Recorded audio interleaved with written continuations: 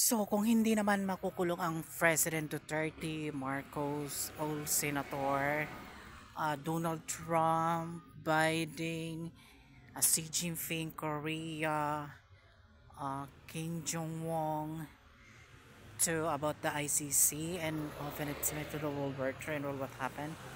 Because I'm abandoned life in the Philippines, all Filipino is never to me and over my age. Tumatanda ako dito sa Pilipinas at ginagamit ako ng mga gobyerno at mga tao na to. Ito demanding about the ICC to International Court about to me is done. I want to order about the criminal act about my country is Philippines, America, something bullshit. I really, sila, may kasalanan sila sa akin. Kung sa mga taong nakakalampas sila, sa akin hindi sila makakalampas. Mamatay man sila sa katandaan nila, pero pamilya nila, sisingilin ko.